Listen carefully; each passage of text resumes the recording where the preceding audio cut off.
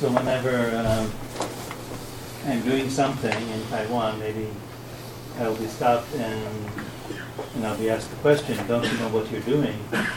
And I might ask, what do you mean? Well, it's common sense that we do it this way. And then I'll think common sense. Because common sense is another term for worldview. Your common sense is your worldview perspective. Common sense will be different in each society, each community. So there is an Islamic person interviewed in the United States about her beliefs. How do you feel that was done as a treatment? Do you think she was fairly interviewed and she expressed herself okay? She decided to wear the headscarf at the age of 12. And it was her decision, and it was for her first day of school, and her father passed away. And then when her brother passed away, then her mother decided to do that. And they treated that daughter and mother as a comfort in their belief.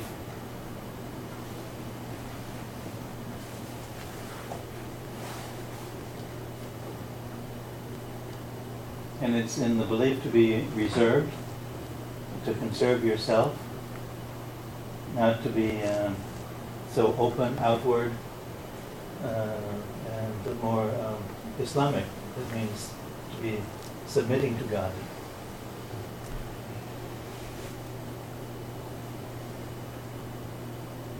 When I lived in Afghanistan, I noticed the women would take their children around, and they would wear their headdress from their head to their feet in dark color and the same style.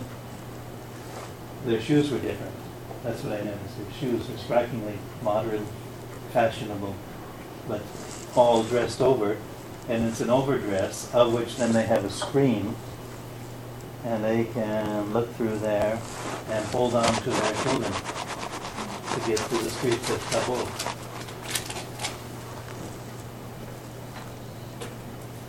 So they're only performing this or dressed in that way in public. Of course, once they get home, they take that off and they're in ordinary dress at home.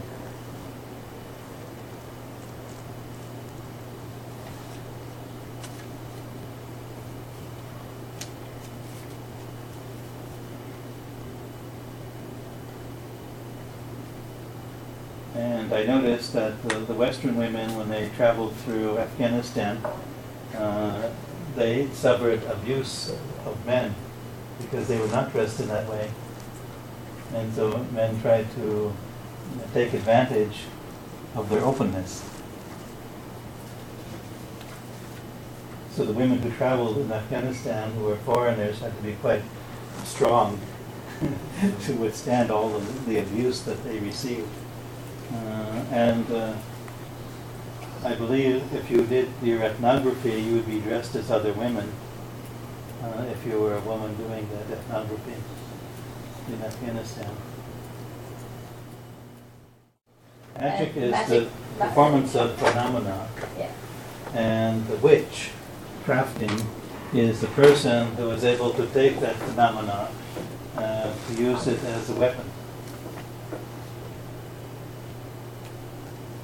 And where I've studied, witchcraft prevails everywhere.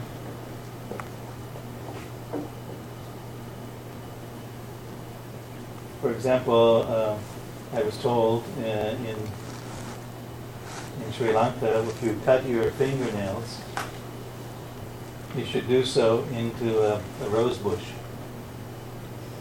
So no one's taking these spells on you? That's right, because if they get a hair or your fingernail or some part of your body, they can work it into a formula through witchcraft and work black magic on you. Did you ever see military? I did not, I mean, of course, these are stories in the village, and people are accused. And there's a lot of controversy in the village about who's the witch, what spell has been performed, what black magic is going around. And, I mean, you don't need a performing arts center in the village. All the villagers are on a stage performing a kind of play of accusation, accusing, defending, going after one another, and in a daily way that you don't see in modern society. And they claim it's happening to them because they're closer to the spirit world, to the earth, and they're not modernized.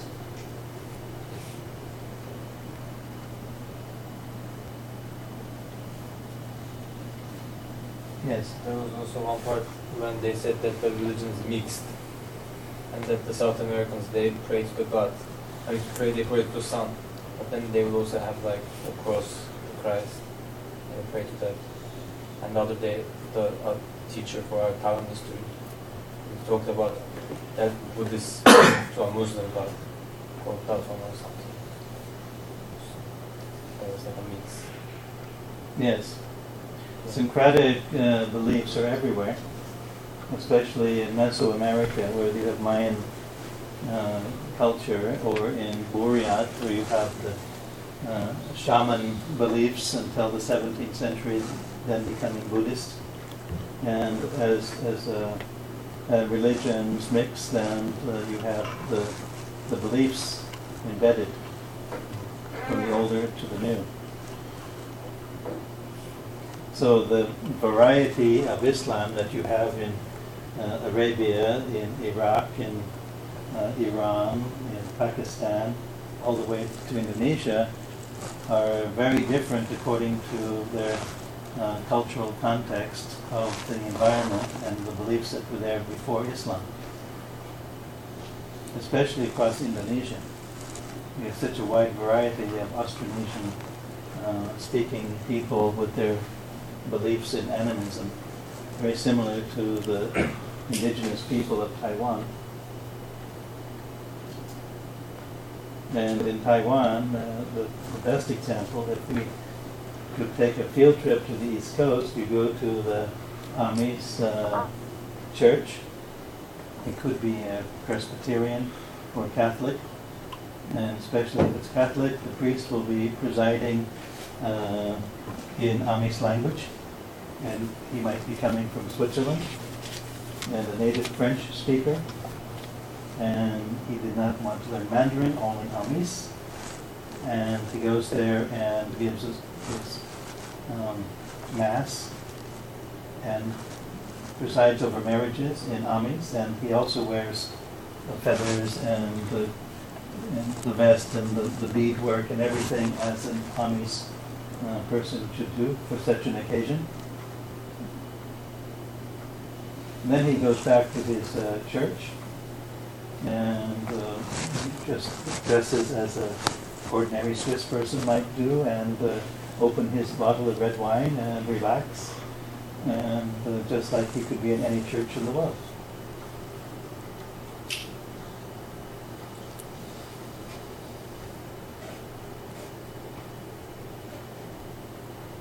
What I've noticed about the priests in Taiwan, they come for a very long time. They will stay at least 40 years. And they will learn local language. So the priest that I met on the East Coast, he was Swiss French and spent a number of years in Burma doing anthropology about the people there. And then he was relocated because of the military rule to Taiwan and took up the parish on the east coast of Taiwan. And some of my students in this program, in IDIS especially, are actually Catholic priests in the program that have come to Taiwan to to reside in Hualien, and also they're commuting to our school to get a degree in Asia Pacific or Taiwan Studies.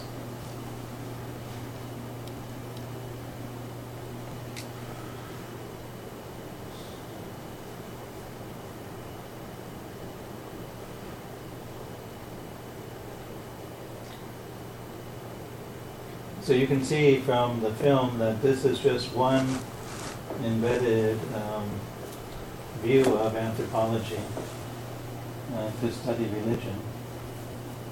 And then if you go through languages, whole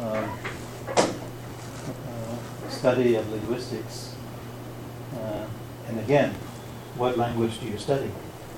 For me to study linguistics, I had to study East African Swahili, Pali, and Malay, Chinese, and some Austronesian languages for comparison.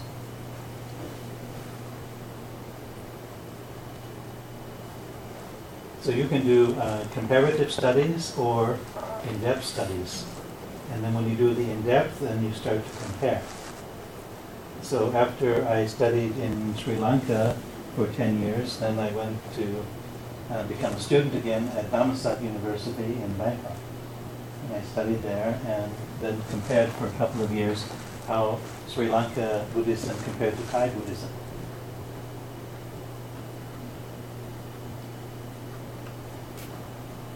And then I came to Taiwan to study how Taiwan Buddhism compared to Southeast Asia.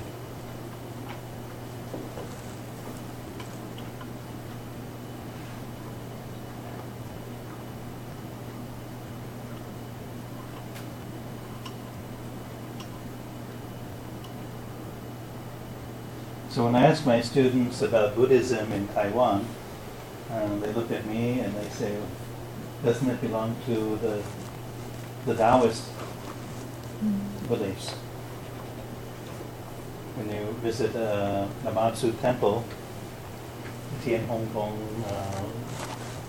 the Empress of Heaven, at the back of the temple you'll find the Buddha, Sakyamuni, Guan Yin. And that is how Buddhism arrived in Taiwan. It arrived embedded in Taoist beliefs as a component.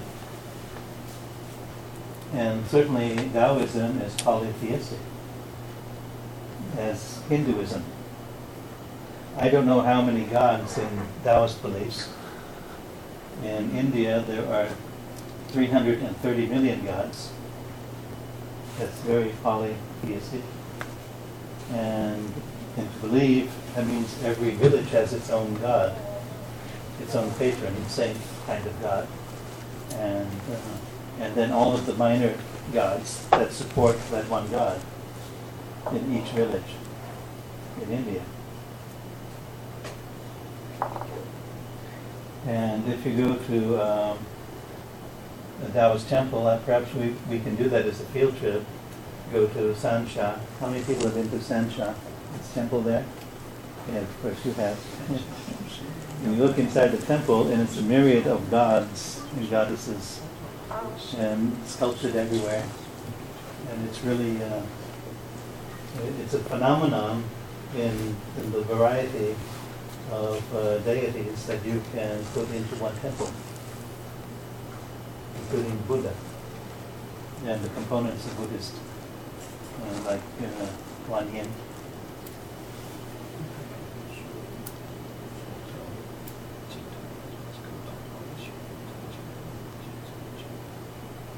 So anthropology is built on the understanding of people. And you can do it through religion, through a people's language, through their horticulture, agriculture, hunting practices, trade and exchange, economics. You can do it through their prehistory and where they have come from, through their migration, and how they use healthcare, take care of themselves, and also through lineage, kinship, how people are related to each other.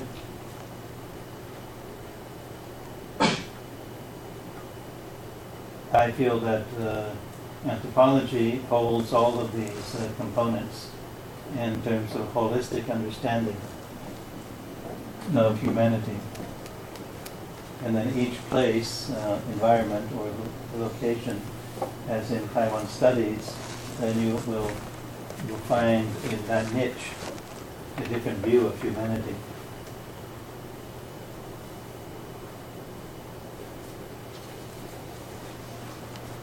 So let's look at this one. And the dichotomy measured in terms of binary oppositions. Some anthropologists, they like to study binary oppositions. For example, we measure rich and poor, north and south, occidental, west, and oriental, east, freedom and dictated upon, etc. My orientation is based on the scientific view of non-dualism. Such divisions do not exist in the world at large, known as the universe. We are taught as people culturally to view the world with educated dichotomy, a separation in two divisions that differ widely from or contradict each other. Our human linguistic uses of terms such as Eastern ethnic or Western mainstream have meaning in specific contexts. Yet what is considered ethnic to us could be mainstream to others. In anthropology, us-other dichotomy is a matter of cultural education. So this is to say, in this particular belief in non-dualism, for example, is to say that things are equated as universal. How do you know if something is too hot or too cold? And what is the meaning of cold? What is the meaning of hot? What is the meaning of rich or poor? And yet we use these terms every day.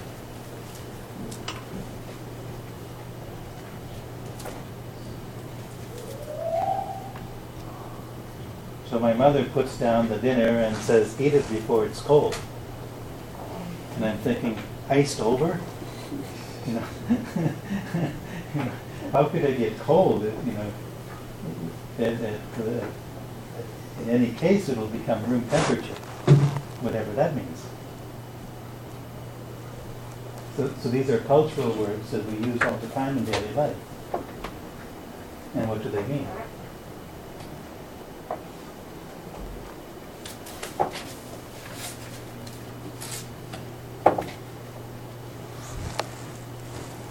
So I also teach a course on development studies. And I look at statistics from the World Bank, and it gives the definition for if you earn, less than $695 a year, you must be poor. But yet I've lived in places, for example, in rural areas where people are barefoot. They have a piece of land, an acre, they grow their own rice, they do fishing, they don't need money, they don't earn money, they barter when they trade, and they're happy, and they live of an old age, and they have their own doctors and practitioners and their religion, their temple, all this around them, and they're happy. And if you ask such people, "Are you poor?" they'll look at you, and and they'll say, "Oh, you are poor not to be one of us. You are so poor to be born in a Western country when you don't have all this generous wealth of land and happiness that we have." And yet they're classified by the World Bank as living in poverty. And they're not at all. So how do we classify, distinguish Or should we?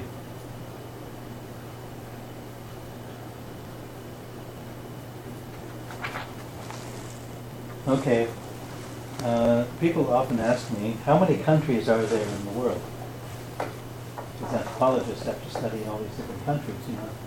And so I looked at that. There were 192 members of the UN. Only in 2002, the Swiss got a seat in the UN.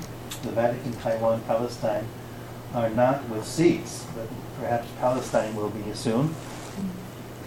They're now trying to get a seat, Palestine. Okay.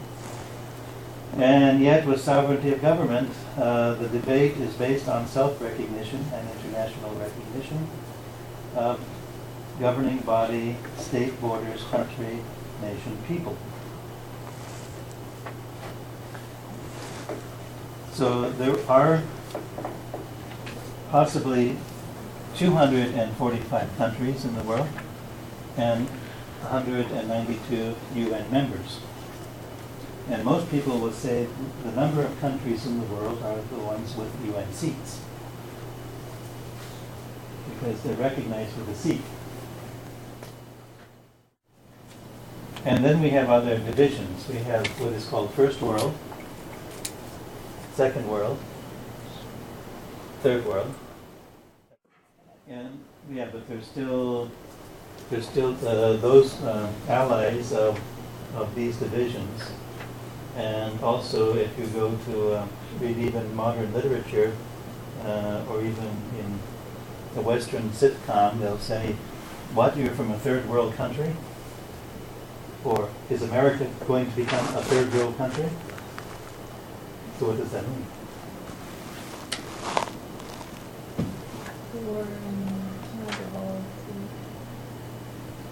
So the original terms came from, as you mentioned, the Cold War, where you have the allies of the United States and the Western developed world, and then you have the allies of the Soviet Union and the socialist world. They became the second world. And the third world were the non-aligned countries. There were like 72 non-aligned countries in the world who wanted to be independent, not to be aligned with Russia or the United States.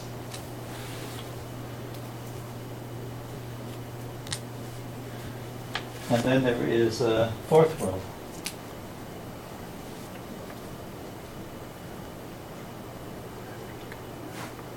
Getting more difficult. Who are the fourth world people?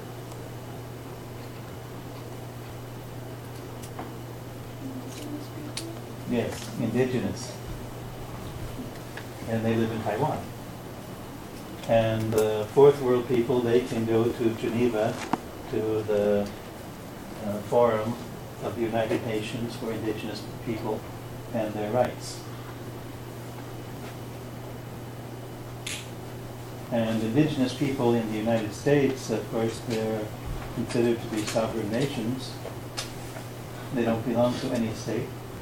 Their only allegiance is to Washington and the Washington chief.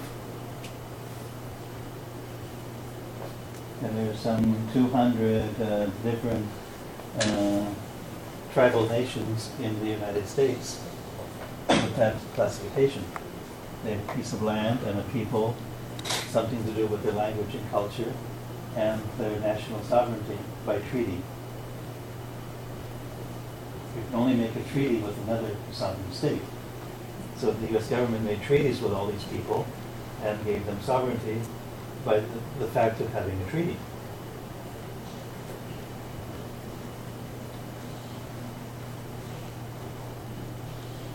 And then there are fifth world people.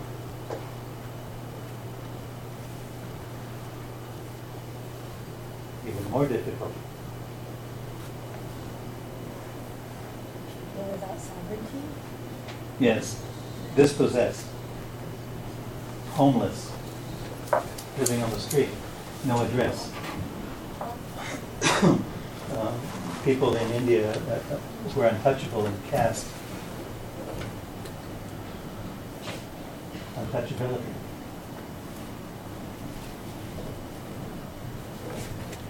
Now you're talking about homeless people in general or people who General, lost citizenship and didn't. and also lost citizenship when they became homeless and refugees.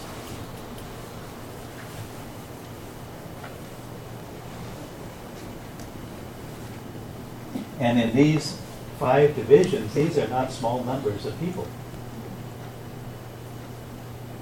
Each of these 5 divisions are in the tens and hundreds of millions of people.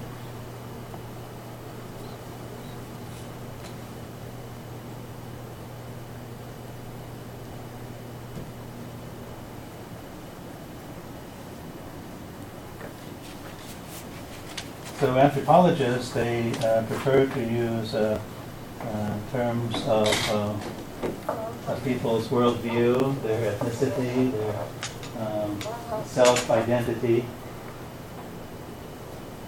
and not to classify in these ways of sovereignty. But let's look at Chinese guo, and we use the word zhongguo ren as a central country and person to be Chinese. So in English we use 3 terms for guo. We use state with its borders and its government and its people as 3 separate terms. In Chinese it is represented as 1 term. And now this is very, very important to understand. Because in English you can be a nation without a state. Like the Palestinian people or indigenous people. Okay. You can also be a governing body, a state, without a country or a people, like the Vatican.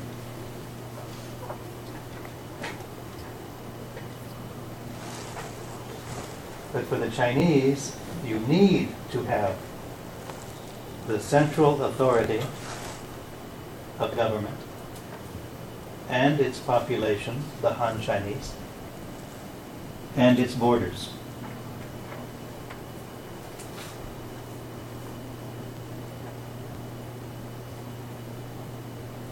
China cares for its borders very much, and its claim of borders, and its people, who are the people who are Chinese, who claim to be Chinese, claimed by the government to be Chinese, and its state apparatus, its government. It could be an imperial system or a communist system. It has to be centralized. And so these are ongoing cultural norms for China.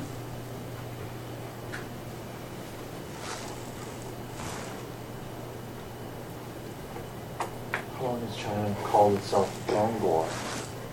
It's a recent development, modern.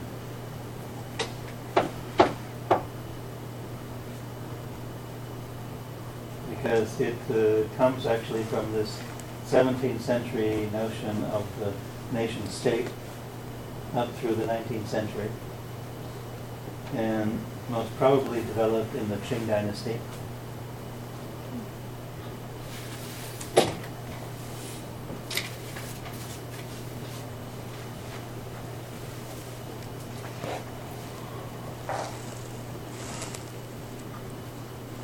So I'm quite amused that it is said in Chinese, us, we are the Chinese, we eat rice, tofu, and drink fresh tea. Foreigners who are non-Han, outsiders, eat bread, cheese, and drink red wine. I'm sure that you have heard the term Waiguoren. What does that mean to you? So when one says Waiguoren, and they have the set terms, thinking about the people of Papua New Guinea. Here's New Guinea here. And and they're also white Goren, but they're not drinking red wine. They have kava. They don't have cheese. Or bread. They eat taro and pig. And this may differ among the 700 languages that are Papuan. 700 languages just here in New Guinea, of which the people are different according to their language. China has 56 official nationalities, including Han, the big one, and the indigenous people of Taiwan are grouped in this official list of 56 as one Gaoshan, or high mountain nationality, or ethnic minority. This is said knowing the ethnology of China and Taiwan, there are many more than 56, yet essentially in China the Han are central and the others are peripheral, central versus less central outside. Again, based on dualism.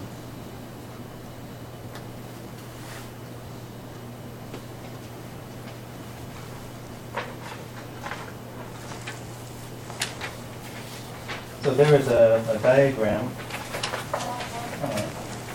of Yang and Yin, and actually this is the national emblem of Korea. It is prominent in Chinese Taoist beliefs, in that the Yang is a sunny place, south slope, north river bank, sunshine. In Japanese, it's the Yo, bright, active, masculine, upward-seeking day, fire, and wind. And the Yin is a shady place, north slope, south riverbank, cloudy, overcast, Japanese. Yin or An as dark, passive, feminine, downward, seeking night, water, and earth.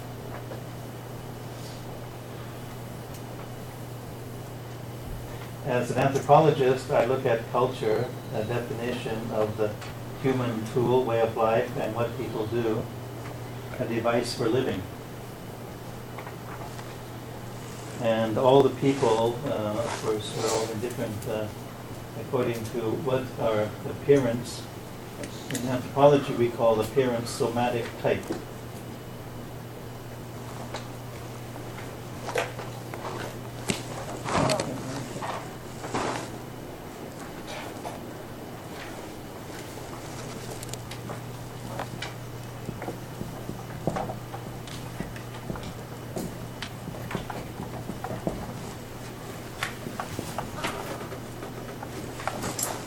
Okay, so in anthropology, the ethnic somatic type is another word for race. So ethnic means how you identify yourself by your language and culture. And somatic means what your body suit looks like, how you appear in your human body, and in your type by definition.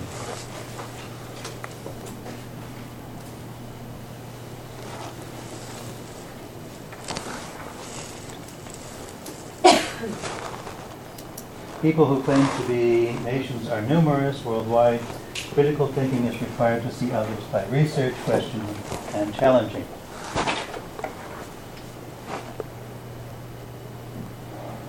And the problem with anthropology is that we then make our own terminology.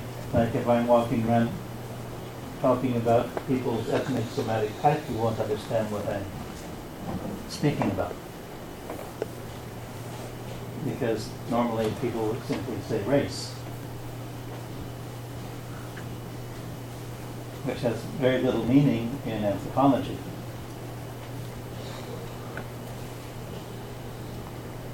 Now, anthropologists in the early part of the 20th century were trying to classify and distinguish people by race. And this went up through the 1940s and failed.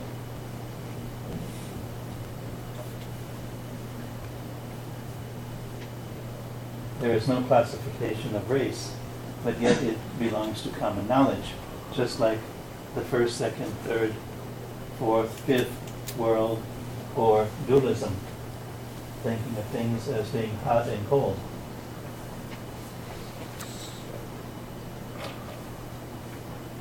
So when I read a newspaper article that says that in the United States there is more racial intermarriage than ever before, and I read it as an article, and they don't mention anything about people, only use the word black and white.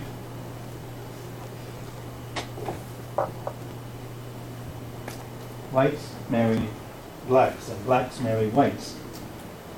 And as an anthropologist reading this, I'm wondering what's going on. Who are the whites and who are the blacks? And then I think of the Swedish-American lady who had to fill out the census questionnaire in the United States. And they have listings. Are you white, African-American? Are you a Pacific Islander? And had all these lists, Asian. And she selected African. And I asked her, why did you select African? You look so Swedish. And she said, don't you know, you're an anthropologist. We all came out of Africa.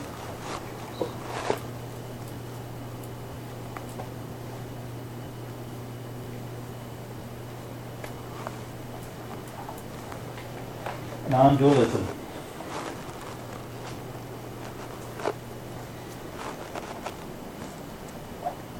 We can classify types by identity. Of course, we can measure height, weight, gender.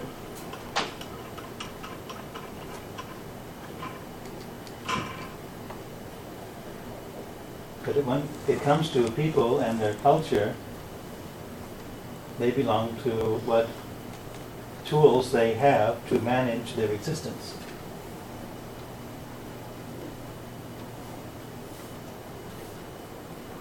And that is what I find so interesting about Taiwan, is the people, they have this Taipei Basin. On the weekend I went to another basin called Puli. Very interesting, completely surrounded like Taipei, mountains all around, very high mountains and all these freshwater streams. The basin is completely flat. And then just above it in a niche there is a place called Sun Moon Lake. Very beautiful, charming, like an alpine lake. And it happens to be the geographic center of Taiwan. And some people living there along the lake shore, known as the Sao people. They number only a few hundred, and they're now considered the 10th national minority group in Taiwan. Altogether 14 classified. But as we know, as I mentioned, China claims in its constitution 56. There's probably more than 20 ethnic groups just in Taiwan that are indigenous and not officially recognized. And of the 14 officially recognized, including the people of Orchid Island over here, China has them classified as one group called Gaoshan Su. All of the people are given one gloss of terminology of being high mountain. What about the plains, Pingpu, island people? You know, they're all put in a basket. So as an anthropologist, I find it fascinating to look at all these different dimensions with great interest. The Amis live along the coast. The Bulun live in the very high central range. Almost all the places in Taiwan have been inhabited through prehistory, including areas above 2,000, 3,000 meters in elevation. people have always lived everywhere in Taiwan, and they have always moved everywhere. They've never been just in one place or in a static situation. They have always used their environment, moved on, used another part of the island, moved on, or even going away from the island and coming back to it again over thousands of years. And then the so-called immigrants of Fujian, Guangdong, Han Chinese made their contribution over 400 years doing that. And then the Japanese, the Dutch, the French, the Spanish, the Americans. I was sitting on a hilltop with a person in Orchid Island, and an older guy. He was lamenting to me. People in Orchid Island, they like to sing lamenting. The men sing the whole night lamenting about all their trials and problems to get through life. And so this guy was just not singing but speaking to me. And he said, oh, there was a time when we were only the Yami people here, known as Dawu, the people. And then we got to be Japanese. And then he started to speak to me in Japanese. And then he said, then we got to be occupied by the Americans, and they dropped bombs on us. And then he started to speak with an American accent, because he remembered that time, and the cigarettes passed out, the chocolate bars. And then he said, then the Chinese came to Kuomingtan, and then we all had to speak Chinese. Then he broke into Mandarin. But this guy's whole life is multilingual according to occupation.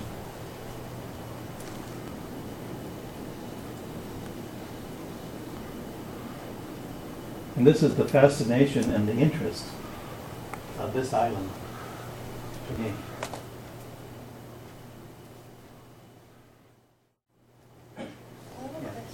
Since you feel so strongly about the different ethnic groups in Taiwan, have you ever tried making a movement to get it stated as more than one ethnic group rather than just Taoishan? Of course. Not that I'm doing that, but that's being done. And what we're going to learn about next week is that all these groups were frozen into 9 tribes by the Japanese, and they couldn't break that mold for 100 years. But like, what process is being taken to make sure that they get recognized outside Taiwan? I will invite, that reminds me, his name is Boris Vaillet. He is from Montreal. French, Canadian, and his family has been in Canada for centuries, and he's worked with the Mohawk in Canada, and then he came to Taiwan to work with indigenous people, and he personally took them to Geneva to give them a voice and organize them. But actually it was in the 1970s, there was a Laplander from Norway, and he came to visit a Taiwan group and told them about how people in Norway, in the far north, the Lapps were getting their indigenous recognition in Europe. And he told the people of Taiwan, you should be doing the same. And galvanized, motivated them into groups to go to Geneva to attend the international forums. And the people in Taiwan at that moment did not know that they were part of an international indigenous movement. And then they got to be aware of that. And now all of the peoples in Taiwan are going to these different forums and sharing their voice. And another place for that is the Parliament of World Religions. Now, you wouldn't think of indigenous people going to world religions as the parliament, and the parliament means to share your voice. And they go. They go to Chicago, to South Africa, wherever this parliament is held, and they come as different, almost thousands of these different religious groups of different ethnic indigenous peoples are attending. And what is so fascinating when you attend the parliament is they're all wearing their regalia, their dress, their costume, their feathers, their mud paint, or whatever they wear, and they're primarily coming as priests or as holy men. So like the sadhu from India will come practically naked with its ash on the body and matted hair. And His Holiness the Dalai Lama arrives, and the Vatican has its representatives. The Aborigines from Australia are there, and they're all mixed in this one big parliament and speaking to each other about peace and common humanity. It's beautiful.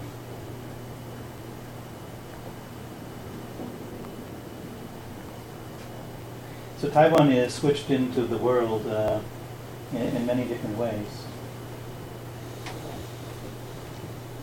So our first term that we looked at, for example, is globalization, internationalization.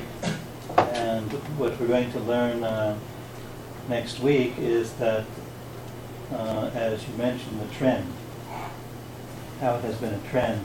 I'm going to show how these trends have developed from the Neolithic, from at least 4,500 years ago.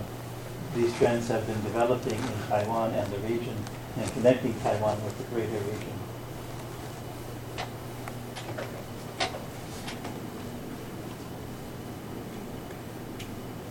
And that's just from the evidence that I got. I mean, you could please, I'm inviting you to become archaeologists and do more. There's more down there.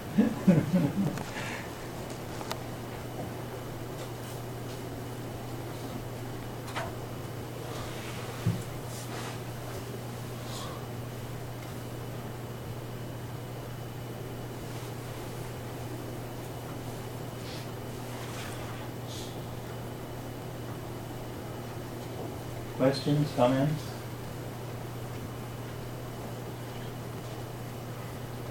So I look at Taiwan as an island surrounded by other islands. The islands of Penghu and the islands of Matsu, the islands of Green and Orchid and the Batanas, and all the way down to the Pashu Channel. Surrounding Taiwan, there are these other island chains that have contributed to this central island. And when people then say that, oh, Taiwan is a small island, even for me to go from Sun Moon Lake back to Taipei, take a train to Hualien, with all our modern fast highways and speedy trains, I'm looking around, I'm thinking this is a small island. This is huge. And the best way to find out how big Taiwan is to trek from north to south, south to north on the trail that goes up through the Central Range for a couple of weeks.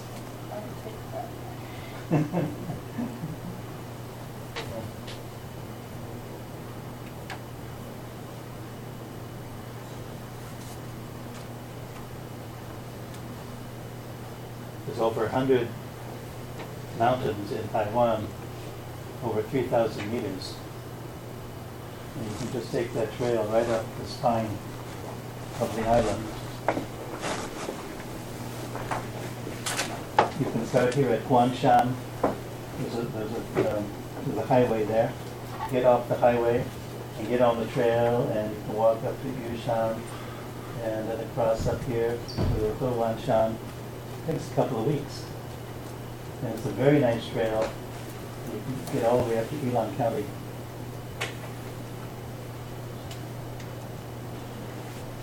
And find a bed and breakfast.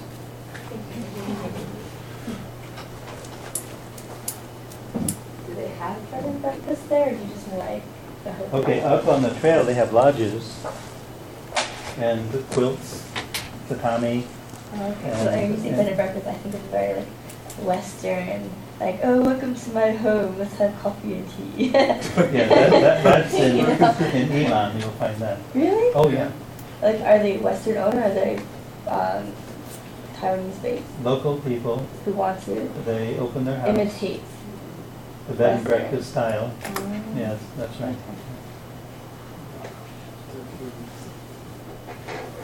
Yeah. So to make you feel at home, they'll have a big table and they'll have meal breakfast. All the guests come and just like, bed and breakfast in England. And but they have more things going on. They'll have magazines and library and give you, if you want to take a bike out, they'll loan you the bike and all kinds of things like that. It's wonderful. Where to go, what to see, what are the current events happening around. It's the best way to go across Taiwan.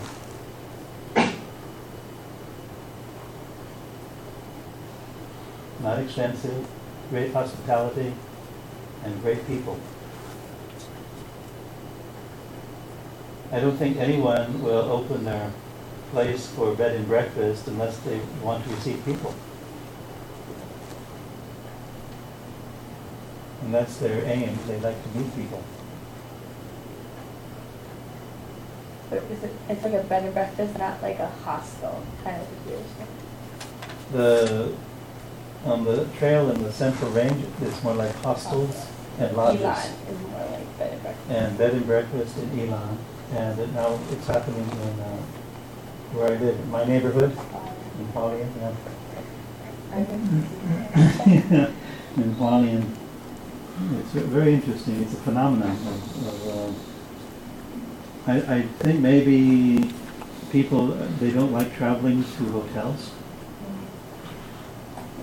And if you are a tourist from China, and you take the big tour bus, and you go to the Taroko National Park and you look over and back on the bus, then you'll go to a hotel. Because they have to accommodate like 60, 80 people at once. And bed and breakfast is more like if you're just, you should call in advance, and they're all on the internet. They all have a website. They say bed and breakfast for Elon, and you find all these listings, and you see the interior space and what they have, and people waving at you, and you come in and they'll have a fish pond or something and right in front of their house, and some land, or farmland around, and they might have an organic vegetable garden for you, and for you.